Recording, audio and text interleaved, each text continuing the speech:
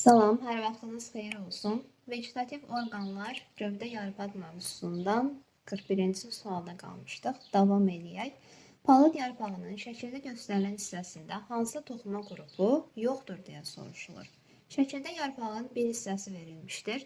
Burada biz görürük dəriciyə, üst və alt hissədə dərici yerləşir. Bu da örtük toxumaya aiddir. Deməli, örtük toxumanı çıxaq. Burada sütunvari toxuma hüceyrələrini görürük. Həmçinin süngər toxumanı da görürük. Arasında boşluqlar olur. Bunlar aiddir. İkisi də əsas toxumaya. A bəndi də çıxdı. Ötürücü toxuma harda ola bilər? Bax, burada borular yerləşir. Ksilema boruları, ələyə bənzər borular aiddir ötürücü toxumaya. Boruların ətrafında liflər yerləşir. Liflər də aiddir mexaniki toxumaya. B variantı da çıxdı. Şəkildə biz törədici toxuma görmürük. Doğru cavab olacaq C bəndi. 42. Özək şüaları yerləşir. Özək şüaları, bax, gövdənin mərkəzi, deyək ki, bu özəkdir. Buradan başlayır özək şüaları, gövdənin digər hissələrinə doğru uzanır, digər hissələrini də qidalandırır. Yəni ki, həm özəkdə var özək şüaları, həm onun xaricindəki oduncaqda da olacaq. Oduncaqın üstündəki kambidə də olacaq, qabıqda da özək şüalarına rast gələcəyik. Hamısında özək şüaları var. Doğru cavab C bəndi olar. 43. Qovuqlu bitki haqqında fikirlərdən hansılar doğrudur? Biz bilirik ki, qovuqlu bitkinin kökü olmur. Əvvəlcə bunu yada salaq. Gövdə yarpaq və kökə malikdir. Kökü yoxdur, bu səhv olacaq. İki növ vegetativ orqanı, gövdə və yarpağı var. Doğrudur. Həm avtotrof, həm də heterotrof qidalana bilir, düzdür. Qovuqlu bitki miksotrof yolla qidalanır. Yalnız avtotrof səhvdir. Gövdəsi şəklini dəyişərək qovuq formasını alıb. Gövdəsi yox, yarpağı şəklini dəyişib qovuq forması alıb. Səhv. Qovuqcuqları ağ akasiyanın tikanı ilə eyni mənşəlidir. Bu nə deməkdir? Qovuqlu bitkinin yarpağı şəklini dəyişib qovuq forması alıb, belə deyək. Ağ akasiyanın da tikanı, o da yarpaq şəkli dəyişməsidir. Ona görə ikisi də eyni mənşəlidir deyə bilərik. İkisi də yarpaq şəkli dəyişməsidir. 2, 3, 6 doğru cavab Y bəndi olacaq. 44. X-i müəyyən edin. Qabığın daxili qatıdır deyə soruşulur. Deməli, qabığın daxili qatı foliomadır. Bu aid olacaq bura. Kambi hüceyrələrinin bölünməsi nəticəsində yeni hüceyrələri yaranır. Kambi hüceyrələri bölünür. Həm oduncağın, həm də foliomanın yeni hüceyrələrini yaradır. İki mərkəzdə olmalıdır. Buradakı borularla üzvi maddələr hərəkət edir. Üzvi maddələr foliomada yerləşən ələyə bənzər borularla hərəkət edir. 3 olmalıdır burada. Lifləri var. Həm oduncaq lifləri var, həm folioma lifləri var. 4 olmalıdır mərkəzdə. İllik halqalar müşahidə olunur. İllik halqaları biz görürük oduncaqda. İllik halqalar əmələ gətirir kambi, amma yəni mövcud olur. İllik halqalar olur oduncaqda. Mərkəzdə olacaq 2, 4. Burada olmalıdır. Y bəndi. 45. Küləksiz və kölgəli ərazilərdə bitən ağacların yarpaqları bir qayda olaraq iri və enli olur. Bu uyğunlaşma nə ilə əlaqədardır? Küləksiz, bir də kölgəlik yerlərdə bitir, iri olur. Su itkisini azaltmaq, yəni avtomatik olaraq yarpaq iridirsə də, əksinə su itkisi suyun buxarlanmağı çoxalır. Bu səhvdir. İşıqdan daha yaxşı istifadə edə bilmək, bu doğru olacaq, iri və enli olur ki, günəş işığından daha çox istifadə etsin. Oksigena olan ehtiyacı ödəyə bilmək, bu uyğun gəlmir. Yəni, iri olması ilə oksigena olan ehtiyac ödəmək nə əlaqə? Yalnız D olacaq. Səhv etmirəmsə, burada yalnız 3 vermişdilər. Bu sual idi deyəsən. Arxada cavab Y olmalıdır, amma cavabı səhv verirlər. D bəndi burada uyğun olacaq. Yalnız 2. 46. Bitkidən qoparılmış yaşıl bir yarpaq işıqlı və açıq havada saxlanılır. Bir müddət sonra bu yarpaqda fotosintez prosesi dayanacaq. Bitkidən qoparılır, yaşıl yarpaq işıqlı, açıq havada saxlanılır. Deməli, işıq var, amma bitkidən qoparılıb. Fotosintez dayanıb bir müddət sonra. Bunun əsas səbəbi nə olacaq? Əsas səbəb olacaq suyun çatışmaması. Fotosintez üçün əsas bizə nələr lazım olur? Su lazımdır fotosintez üçün. Bir də lazımdır nə qazı? Karbon qazı. Bir də lazımdır işıq. İndi bitkidən qoparıldığı üçün köklər vasitəsilə torpaqdan su ala bilmir. Su yoxdur burada. Deməli, su yoxdur. Amma karbon qazı var təbii ki, havaya qoyulub. İşıq da deyir ki, var. Əsas səbəb suyun çatışmaması olacaq burada. 47. Cədvəldə 4 müxtəlif növ bitkinin yarpaqlarının müəyyən sahələrində olan ağızlıq sayı verilib. Deməli, bitkilər verilib. Üst dərəcəkdə olan ağızlıq sayı, burada da alt dərəcəkdə olan ağızlıq sayı göstərilmişdir. Bu bitkilərdən hansı suzanbağıdır, hansı süsəndir? Deməli, biz burada bilməliyik ki, suzanbağında ağızlıqlar üst dərəcəkdə olur. Normalda əksər bitkidə ağızlıqlar alt dərəcəkdə olur. Amma suzanbağı suyun üstündə olur deyə, yəni sudan hava ala bilməz axı onsuz da. Üst dərəcəkdə olur. Səndə isə həm alt dərəcəkdə, həm üst dərəcəkdə olur. İndi görək hansı uyğun gələcək. Suzanbağı dedik ki, alt dərəcək, alt tərəf onsuz da suyun altındadır. Orada dərəcək ağızlıq olmağının mənası yoxdur. Suzanbağında üst dərəcəkdədir. Bax, üst dərəcəkdə 142 dənə var, alt dərəcəkdə 0 dənə var. Deməli, bu Y suzanbağına uyğun gələ bilər. Y deyib nə zət yazıram bilmirəm. Bura olacaq Y. Süsəndə isə həm üst dərəcək, həm alt dərəcəkdə olanda Z-dədir. Bu da süsəndə olacaq Z. Y, Z uyğun gəlir D bəndinə. 48. Yarpağın daxili quruluşuna əsasən yanlış mülahizəni müəyyən edin. Burada K ilə dəricik, N ilə də dəricik göstərilib. K üst dəricik, N alt dəricikdir. L sütunvari toxumadır. M isə süngər toxumadır. M hüceyrələri arasında hava boşluqları var. Bilirik, süngər toxuma arasında hava boşluqları olur. Örtük toxumasından dəricik örtük toxumasıdır. Doğru. N ötürücü toxumadan təşkil olunub. Ötürücü toxumadan təşkil oluna bilər. Bax, burada borucuqlar yerləşir. Ksinema boruları və rəyə bənzər borular. Onlar ötürücü toxumadan təşkil oluna bilər. N alt dərəcik yox. Yanlış olacaq. C bəndi. L xloroplastlarla zəngin olur. Sütunvari toxumada xloroplastlar daha çox olur. K və N eyni növ toxumadan, yəni hər ikisi örtük toxumadan təşkil olunub. Bu da olacaq doğru variant. Yanlış olacaq C bəndi. 49. 3 müxtəlif bitkinin yarpaqlarının zol üzərində düzülüş qaydaları verilmişdir. Məlumatlara əsasən doğru olmayan mülahizəni müəyyən edin. X növbəli düzülür. Y qarşı-qarşıya, Z isə topa düzülüşə malikdir. Bizə doğru olmayanı istəyir. Baxaq. Y qarşı-qarşıyaydır. Yarpaq sayı boğum sayından 2 dəfə çox olur. Niyə? Çünki bax, məsələn, belə çəksək, zoğun üzərində bir boğumdur. Qarşı-qarşıya olduğu üçün qarşı-qarşıya bu formada yerləşir yarpaqlar. Baxın, bir boğum var, 2 yarpaq var. Deməli, doğru olacaq. Z topaydı. Qoltuq tomurcuqlarının sayı hər zaman boğum sayından az olur deyə soruşulur. Bunu məsələn topa düzülüşə çevirsək, bir yarpaq da çəkərik. Bu topa düzülüşdür. Qoltuq tomurcuqlarının sayı boğum sayından az olması mümkün deyil. Burada var 1 qoltuq tomurcuğu, 2 qoltuq tomurcuğu, 3 qoltuq tomurcuğu ola bilər. Boğum sayı isə 1 ədəddir. Yəni, mümkün deyil ki, qoltuq tomurcuğu boğumdan az olsun. Bu səhv olacaq ona görə.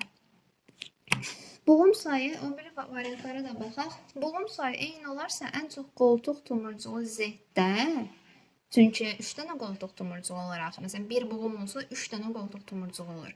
Ən az isə X-də olar, çünki X-da növbəli düzülüşüydü. Bir boğum çəksən, bir boğuma bir yarpaq düşəcək, bunun da bir qoltuq tomurcuğu olacaq. Ona görə ən az da X-də, yəni növbəli düzülüşdə olacaq. D bəndi yarpaq sayı eyni olan buzovlarda bulum aralarının sayı ən çox x-də olacaq, ən az z-də olacaq deyir. X növbəli düzülüşdür. Məsələn, 6 ədəd yarpaq götürsək, burada 5 dənə bulum arası olacaq. Y növbəli yox, qarşı-qarşıya düzülüşüydü. 6 yarpaq olsa qarşı-qarşıya düzülür. 2 bulum arası olacaq. Z-dədəki topa düzülüşüydü. 2 bulum, bir dənə bulum arası düşəcək. Bu doğrudur. X bulumların sayı qoltuq tumurcuqlarının sayına bərabərdir. Bax, məsələn, 2 ədəd bulumdur növbəli düzülüşdə, 2 ədəd də yarpaqdır, 2 ədəd də qoltuq tumurcuğudur.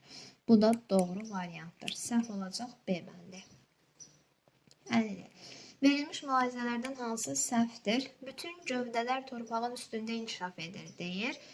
Xeyr, məsələn, soğanaqlar, gövdə yumruları, kökümsollar torpağın altındadır. Soyuduncaq borucuqları ilə hərəkət edir, doğrudur. Kök yumruları əlavə və yan köklərin yoğunlaşması nəticəsində əmələ gəlir, düzdür. Otlar biri, ikili, çoxili ola bilər, düzdür. Ələyə bənzər borular gövdənin qabığında yerləşir. Bu da doğrudur. Bizdən səhvi istəyirmiş. Mən A-nı dedim səhvdir. Bütün gövdələr torpağın üstündə inkişaf edir, dedik səhvdir. Səhvi istəyir deyə olacaq A bəndi. 51. Yarpaqlardan suyun buxarlanması, yəni transpirasiya zamanı göstərilənlərdən hansı baş vermir? Bitki həddən artıq qızmaqdan qorunur, çünki su buxarlanır. Enerji toplanır, yəni burada su buxarlanır. Transpirasiya olunursa nə əlaqə? Niyə enerji toplansın?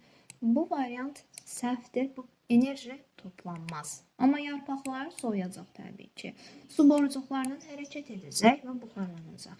Mineral maddələr borucuqlarla bu da hərəkət edəcək. 52. Yarpaqda buxarlanma zamanı su molekullarının hərəkət ardıcıllığını göstərin deyilir. Bax, ağızlıqla başlayır A bəndində. Ağızlıq bu dəriciyin üstündə olur. Su gəlib, tutam ki, bu su molekulu gəlib bu formada buxarlansa, ən sonuncu ağızlıqdan xaric olacaq da. Ağızlığı niyə birinci yazaq ki? Bu səhvdir. Yarpağın borucuqlarından gəldi, lətin hissəsinə keçdi, sonra da ağızlıqdan xaric oldu. Bu tamamilə doğrudur. Məsələn, C-də yazır ələyə bənzər boru. Ələyə bənzər boru ilə su hərəkət etmir. Üzüm maddə hərəkət edir. Ksilema borusu olmalıydı burada. Burada da ələyə bənzər boru, burada da ələyə bənzər boru yazıb. Doğru variant olmalıdır B bəndi. 53. Yarpaqları topa düzülüşə malik olan bitkinin zoğunda cəmi 3 yarpaq var. Bu hissədə minimum neçə bulum arası var? Baxın, zoğun üzərində bir bulum çəkirik və bunun topa düzülüşə sahib olması üçün bu buluma minimum 3 yarpaq düşməlidir onsuz da. Bura 3 yarpaq düşəndə bir bulum var, bulum arası da 0-dır. 53 olacaq, ona görə yeməlidir. 54. 10 ədəd bulum arası olan gizletikan budağı üzərində ən çox neçə qoltuq tumurcuğu var? 10 ədəd bulum arası varsa, deməli 11 ədəd bulum var. Gizlitikanda da qarşı-qarşıya düzülür. Onu soruşmur. Yəni 11 ədəd bulum varsa da hərəsindən bir buluma 2 yarpaq düşür. Deməli 22 ədəd yarpaq var. 22 ədəd də qoltuq tumurcuğu olmuş olar. 55-də gizlitikan budağının bir hissəsində 12 qoltuq tumurcuğu var. 12-ni bölək 2-yə, deməli 6 ədəd bulum var. Ən az isə bulum arası olacaq. 6 bulum varsa 5 ədəd də bulum arası olar. 56. Qaranlıqda saxlanılmış bitkinin müəyyən bir yarpaq sahəsində 200 süngər, 300 sütunvari toxum hüceyrələri, 60 ağızlıq var. İşıqda həmin sahədə cəmi neçə hüceyrədə xlorofil əmələ gələ bilər? 200 süngərvari süngər toxumada xlorofil əmələ gələcək. 300 sütunvari toxumada xlorofil əmələ gələcək. 60 ağızlıq var. Bir ağızlıqda da 2 ədəd qapayıcı hüceyrə olur. Xlorofil orada əmələ gəlir. 60 da 2-yə vururuq. 120. 120 ədəd xlorofil də bunlarda əmələ gələcək. Neçə eləyəcək? 620. 57 də bu formada 150, 200, 350, 100'ü də gələndə 450 edəcək. 58. Eyni sayda götürülmüş itburnu bir yarpaqda 5 aya var. Çiyələk və lobya yarpaqlarından ayaların sayı 66'dır. Hamısından eyni sayda götürüb x ədəd itburnu, x çiyəli, x lobya var. İtburnuda bir yarpaqda 5 aya var. Yəni 5x bundadır. Çiyələklə lobya 3'er olduğu üçün 3x yarpaq bunda olacaq. 3x yarpaq ayası. Lobyada da o formada. Bu da 3'erdir. 3x də bunda olacaq. Bu yarpaq ayalarının cəmi 66'dır deyir bizə. Bu yarpaqların ümumi sayını istəyir. Gəlin burada x-ə tapaq. 11x bərabərdir 66, x bərabərdir 6. Düzdür? Deməli, hamısından 6 ədəd itburnudur. 6 ədəd çiyələkdir, 6 ədəd lobyadır. Cəmi neçə edəcək? 18 edəcək. 59. Cədvələ əsasən A plus B plus C cəmini müəyyən edin deyir. Yarpaq dəriciyinin müəyyən hissəsindəki ümumi hüceyrələrin sayı burada verilib. Həmin hissədəki ağızlıq sayı bunlardır. Həmin hissədəki şəffaf hüceyrə sayı da 440'dır. Deməli, 440 budur. Bir ağızlıqda 2 ədəd qapayıcı hüceyrə var. 32'yə vurmalıyıq. 60. 440'ın üstünə 60 gələndə deməli ümumi hüceyrə sayı edəcək 500. 720 ümumi hüceyrə sayıdır. 60 ağızlıq 120 hüceyrə deməkdir. 720'dən 120 çıxanda neçə qalacaq? 600 qalacaq. Deməli, şəffaf hüceyrə sayı 600 imiş. Burada 640 ümumi hüceyrə sayıdır. 540 şəffaf hüceyrə sayıdır. Qalacaq 100 hüceyrə. 100 hüceyrə varsa orada da 50 ədəd ağızlıq olmuş olacaq. 500, 600 və 50. Cəmi edəcək 1150. 60. Uyğunluğu müəyyən edin. Burada şəkildə göstərilib barmaqvari yarpaq tipi. Barmaqvari mürəkkəb yarpaq. Bu tək lələkvari yarpaq. Tək yarpaqla bitir. Bu da cüt lələkvari yarpaqdır. Barmaqvari 1'ə A, tək lələkvari Y olacaq. Cüt lələkvari 3'ə də B olacaq. Burada göstərilib 1 ilə 3'er mürəkkəb yarpaq Y, tək lələkvari mürəkkəb yarpaq A, cüt lələkvari mürəkkəb yarpaq B. 62. Eyni diaqramına əsasən uyğunluğu müəyyən edin. Yarpaqda yerləşir. Yarpaqdan kökdən əmələ gələn tumurcuq əlavə tumurcuqdur. Yarpaq başlanğıcına malikdir. Yəni əlavə tumurcuqdan da, qoltuq tumurcuqdan da yarpaq inkişaf edə bilər. B mərkəzdə olacaq.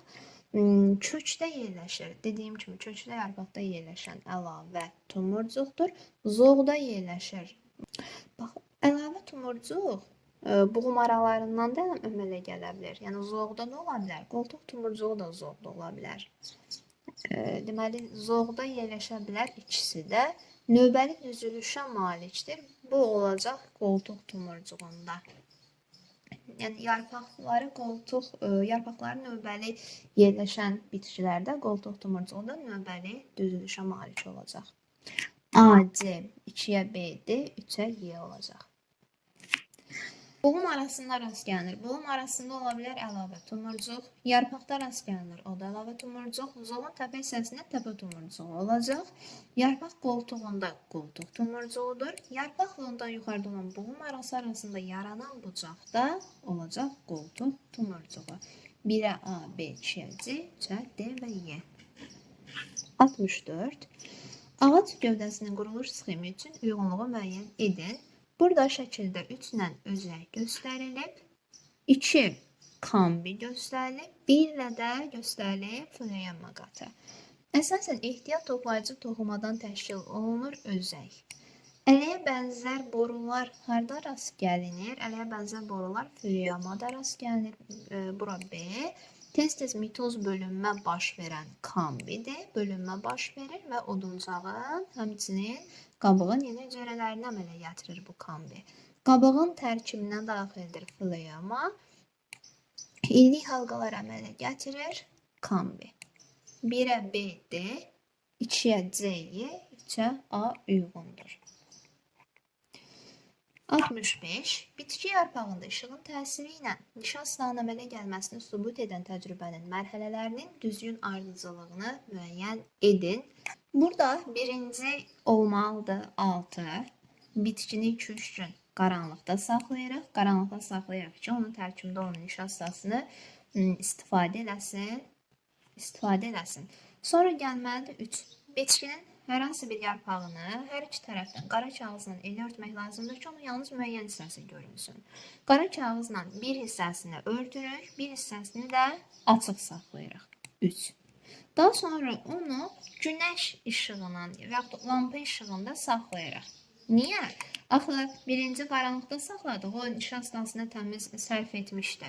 Sonra qoyduq, günəş işığında saxladıq. Daha sonra gəlməlidir 2. O həmən qara kağızı çıxardıb, qaynar su ilə yarpağı yuyuruq. Niyə? Çünki artıq orada reaksiya getməyini istəmirik. Qaynar suya salırıq, reaksiya dayansın, həmçinin orada olan hüceyrələr ölsün. Daha sonra gəlir 5. Yarpağa spirta salırıq. Həm yarpaq rəngsizləşsin, həm də onun tərkibində olan xlorofil məhv olsun, ölsün deyə yarpağı spirtə salırıq.